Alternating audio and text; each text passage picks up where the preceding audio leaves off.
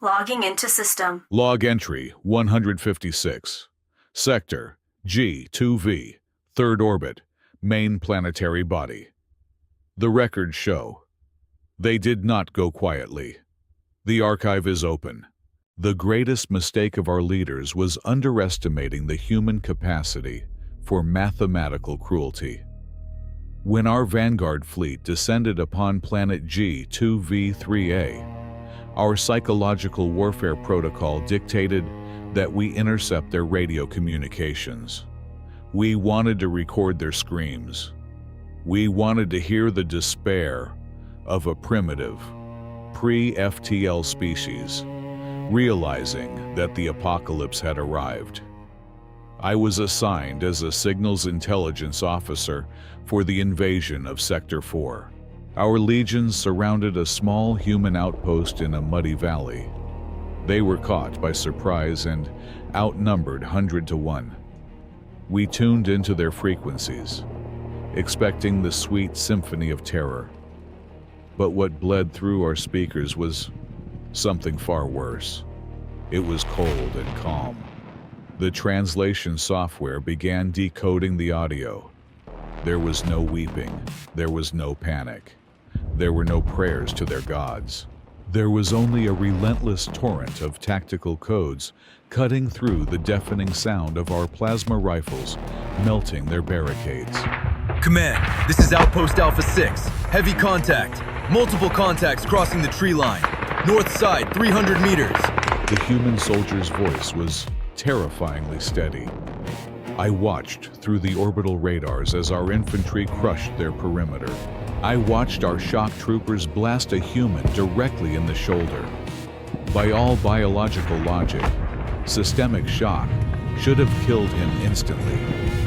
Instead, the primate rolled over to find cover, injected himself with some primitive chemical stimulant, and returned fire.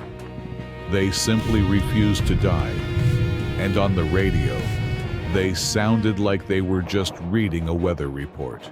It was then that the dynamic of the battlefield shifted into something our doctrine considered impossible. The human perimeter finally collapsed. The human commander picked up the radio handset amidst the close quarters chaos. The sound of our claws tearing through ceramic armor could be heard clearly in the background. He didn't ask for a rescue. He didn't beg for an evacuation. With heavy breath, but with the grim certainty of a man who had already made peace with his end. He spoke a code our logic engines could not process. Overlord! Overlord! This is Alpha-Six Actual, requesting Broken Arrow. I say again, Broken Arrow!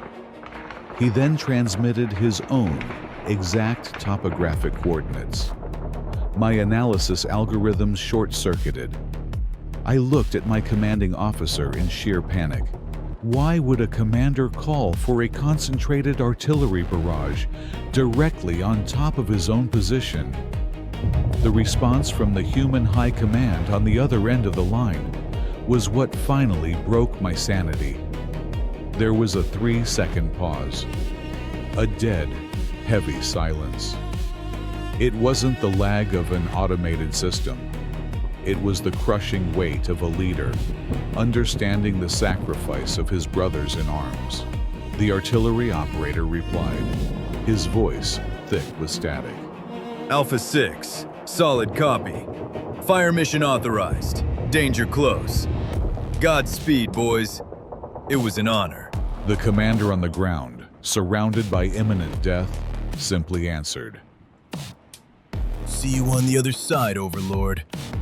Alpha-Six, out. The radio went dead. The silence in our listening room was suffocating. We weren't fighting normal soldiers.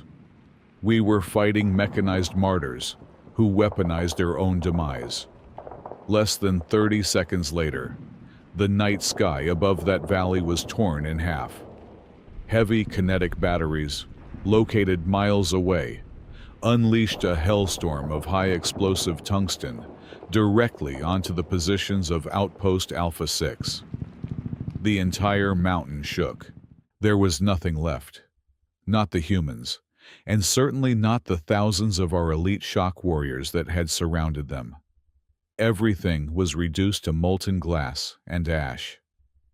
We won that battle, yes. The outpost fell. But as I reviewed the casualty reports, a chilling silence took over our fleet. How do you subjugate a species that, when cornered and stripped of all hope, refuses to kneel, and instead chooses to drag you and your entire army into the dark with them? Their fire has gone out, but their story remains. The archive is closed.